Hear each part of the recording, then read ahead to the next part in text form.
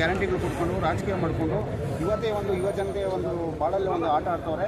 ಇದೇ ಕಾರಣಕ್ಕೋಸ್ಕರ ನಾವು ನಮ್ಮದು ಅಕ್ಷ ಸಂಘಟನೆ ನಮ್ಮ ಕಂತು ಅವ್ರ ನೇತೃತ್ವದಲ್ಲಿ ನಾವು ದೊಡ್ಡ ಮಟ್ಟದಲ್ಲಿ ಹೋರಾಟ ಮಾಡ್ತಾ ಇದ್ವಿ. ಇದು ಈಗ ನಾವು ಮಾಡ್ತಾ ಇರೋದು ಈಗ ಈ ವರ್ಷದಲ್ಲಿ ಒಂದು ಎಚ್ಚರಿಕೆ ಕೊಡ್ತಾ ಇದ್ದೀವಿ. ಇದಾದ್ಮೇಲೆ ನೆಕ್ಸ್ಟ್ ಧಾರವಾಡ ಮತ್ತು ಬಿಜಾಪುರ ಆಲ್ವರ್ ಕರ್ನಾಟಕ ಒಂದು ನೇಮಕಾತಿ ರಿಲೇಟೆಡು ಈ ಕೂಡಲೇ ನೇಮಕಾತಿ ಮಾಡಬೇಕು. ನೀವೇನು ಹೇಳ್ತಾ ಇದ್ದೀರ ಅಂತಂದರೆ 50-56% ಒಂದು ರಿಕ್ರೂಟ್ಮೆಂಟ್ ರಿಲೇಟೆಡ್ ಒಂದು ಇಶ್ಯೂಸ್ ಹೇಳ್ತಾ ಇದ್ದೀರಾ. 6% ತೆಗೆದುಬಿಟ್ಟು ಇಮಿಡಿಯೇಟ್ ನೇಮಕಾತಿ ಪ್ರಾರಂಭ ಮಾಡಿ. ಏನಕ್ಕೆ ನೀವು ಡಿಲೇ ಮಾಡ್ತಾ ಇದ್ದೀರಾ? ಸೊ ನಾವಂತೂ ಯಾವುದೇ ಕಾರಣಕ್ಕೂ ಬಿಡೋ ಮಾತೇ ಇಲ್ಲ. 50% ಹಂಗಾದ್ರೂ ಇಮಿಡಿಯೇಟ್ ರಿಕ್ರೂಟ್ಮೆಂಟ್ ಓಪನ್ ಆಗಬೇಕಷ್ಟೇ.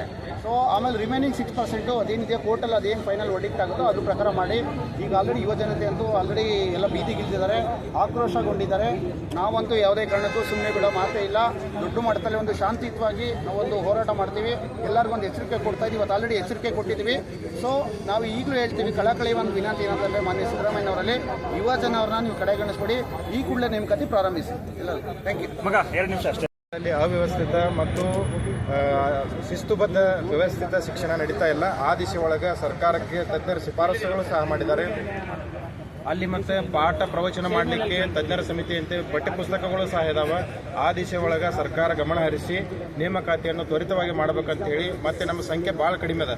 ನಾವು ಆಶಾ ಕಾರ್ಯಕರ್ತರು 2 ಲಕ್ಷ ಜನ ಸೇರ್ತಾರೆ, ರೈತರು ಕೇಳಿದರೆ 2 ಲಕ್ಷ ಜನ ಸೇರ್ತಾರೆ. ನಮ್ಮ ಫಿಸಿಕಲ್ ಎಜುಕೇಷನ್ ಭಾಳ ಕಡಿಮೆ ಇರೋದ್ರಿಂದ ವಿದ್ಯಾರ್ಥಿಗಳ ಕಷ್ಟ, ಈ ವಿದ್ಯಾರ್ಥಿಗಳ ಕಷ್ಟ, ಈ ಒಂದು ಕರ್ಮ ಏನಿದೆ ಯಾವ ರಾಜಕೀಯ ವ್ಯಕ್ತಿಗಳಿಗೂ ಬಿಡಲ್ಲ. ಅದು ನಿಮಗೆ ಈ ಕರ್ಮ, ಈ ಶಾಪ ತಟ್ಟೆ ನಾನು ಹೇಳ್ತೀನಿ. ಅದರೊಳಗಡೆ ನೀವು ಎಚ್ಚೆತ್ಕೊಂಡು ಈ ಕೂಡಲೇ ನೀವು ರೆಕ್ರೂಟ್ಮೆಂಟ್ ಸ್ಟಾರ್ಟ್ ಮಾಡಿ. ನೀವು ಕೋರ್ಟ್ ಮೇಲೆ ಹೇಳೋಕೋಬೇಡಿ. ಒಳ ಮೀಸಲಾತಿ ಒಳಗೊಂಡಂತೆ ನೀವು ರೆಕ್ರೂಟ್ಮೆಂಟ್ ಸ್ಟಾರ್ಟ್ ಮಾಡಿ. ಕೋರ್ಟಲ್ಲಿ 6% ರಿಸರ್ವೇಷನ್ ನೀವು ಇಶ್ಯೂಸ್ ಇದೆಯಾ, ಆಯ್ತು ಅದಕ್ಕೊಂದು ಬಿಲ್ ಪಾಸ್ ಮಾಡ್ಕೊಡಿ. ಇಲ್ಲಾಂದರೆ ಕೋರ್ಟ್ ಆದೇಶ ಏನು ಬರುತ್ತೋ ಅದ್ರ ಪ್ರಕಾರ ನಾವು ರೆಕ್ರೂಟ್ಮೆಂಟ್ ಮಾಡ್ತೀವಿ ಅಂತೇಳಿ ನಿಮ್ಗೆ ಯಾರಾದರೂ ಹಿಡಿದಿದ್ದಾರಾ? ನೀವು ಏನೇ ಸಮಸ್ಯೆ ಇದ್ದರೂ ರಾಜ್ಯದ ಮೂಲೆ ಯಾವುದೇ ಸಮಸ್ಯೆ ಆದರೂ ಒಂದೇ ಒಂದು ರಾತ್ರಿಯಲ್ಲಿ ಸರಿಪಡಿಸೋಂಥ ಜವಾಬ್ದಾರಿ ಎಲ್ಲಿದೆ ಅಂತಂದರೆ ಲೆಜಿಸ್ಲೇಟಿವ್ ಇದೆ. ನಿಮ್ಮ ಸರ್ಕಾರಕ್ಕೆ ರಾಜ್ಯದಲ್ಲಿರೋ ಎಲ್ಲ ಪ್ರತಿಯೊಬ್ಬರು ವೋಟರ್ಸ್ ಏನಿದ್ದಾರೆ ನಿಮಗೆ ವೋಟ್ ಹಾಕಿ ಅಧಿಕಾರ ತೊಗೊಂಡಿದ್ದಾರೆ.